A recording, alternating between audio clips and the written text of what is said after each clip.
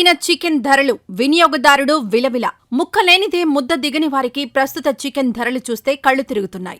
ఎన్నడూ లేని విధంగా కేజీ చికెన్ ధర 300 రూపాయలుంది. దీంతో మాంసాహారులు చికెన్ తినేందుకు వెనకాడుతున్నారు. ఈ నెల మొదటి నుంచి ఇదే పరిస్థితి నెలకొంది. దీంతో కొనేవారు లేక అమ్మకాలు కూడా గణనీయంగా పడిపోయాయి. ఒక హోల్సేల్ చికెన్ షాప్ లో రోజుకు ₹1,00,000 అమ్మేవాళ్లు 25,000 కూడా అమ్మని పరిస్థితులు నెలకొన్నాయి. ఇక రిటైల్లో 10 కేజీలు, 20 కేజీలు మాత్రమే అమ్ముతున్నారంటే చికెన్ ధరల ఎఫెక్ట్ ఎలా ఉందో అర్థం చేసుకోవచ్చు. రేట్లు పెరిగినాయండి, బేరాలు పడిపోయి వ్యాపారాలు లేవు. కోళ్ళు టైట్ అని చెప్తున్నారు. ఇప్పుడు 316 పేపర్ రేటు, 300 అమ్ముతున్నాము. బేరాలు పడిపోయి ఇప్పుడు రేట్లు పెరిగేతలుగా డౌన్ అయిపోయింది. జనం రాట్లా తగ్గిపోయింది. రోజు కింటాన్నర కోళ్ళు అమ్ముకునే వాళ్ళమే, ఇప్పుడు కింటా కూడా అమ్మట్లా, బేరాలు పడిపోయి.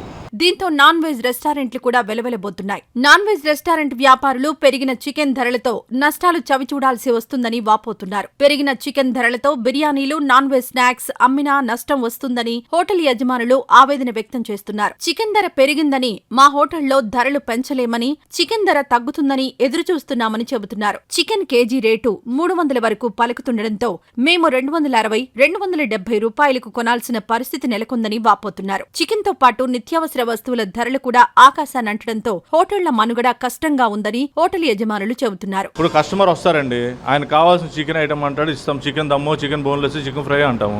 కానీ మేము ఇచ్చేదానికి ఏంటంటే ఎక్కువగా క్వాంటిటీ ఇవ్వలేని పరిస్థితి.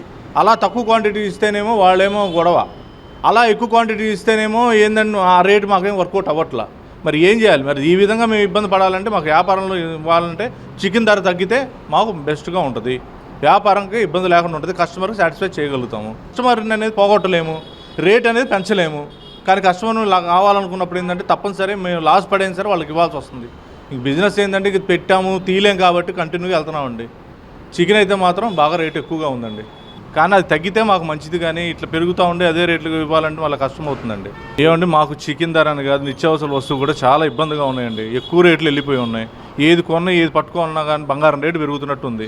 దానివల్ల ఏంటంటే మేము చేసే పని కూడా మాకు న్యాయం జరగలేకపోతుంది. అంటే నిత్యావసర వస్తువులు అనేది కొంచెం రేటు తక్కువగా ఉంటే అందరూ హ్యాపీగా ఉండగలుగుతారు, వ్యాపారం కూడా అందరూ చక్కగా చేసుకోగలుగుతారు. అదేవిధంగా చికెన్ షాపుల యజమానులు కూడా పెరిగిన ధరలతో కొనుగోలు పడిపోవడంతో అద్దెలు, కుర్రోళ్లకి జీతాలు కూడా చెల్లించలేని దుర్భర స్థితిలో చికెన్ షాపుల వ్యాపారం నష్టాలలో ఉందని ఆవేదన భరితంగా చెబుతున్నారు. అధిక ఉష్ణోగ్రత, అకాల వర్షాలు, వాతావరణంలో మార్పుల వల్ల కోళ్లు చనిపోవడం అధికంగా ఉండడంతో ఈ నెలలో ధరలు ఆకాశాన్ని అంటాయని కోళ్ల ఫారాల యజమానులు చెబుతున్నారు. ఈ పరిస్థితి వచ్చే నెల వరకు ఉంటుందని అంచనా వేస్తున్నారు. ఏది ఏమైనా కొండెక్కిన చికెన్ ధరలతో నాన్ వెజ్ ప్రియులు నాన్ వెజ్ కు దూరమయ్యారని చెప్పవచ్చు. ఎండాకాలం తినే రోజులు లేకుండా చికెన్ రేటు ఇప్పుడు 300 రూపాయలు అంటున్నారు.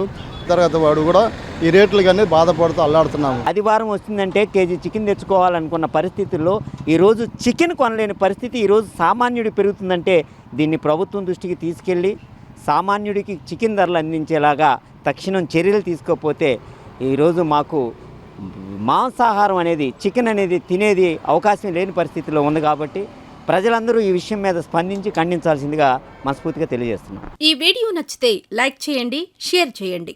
మరింత సమాచారం కొరకు మా ఛానల్ను సబ్స్క్రైబ్ చేయండి.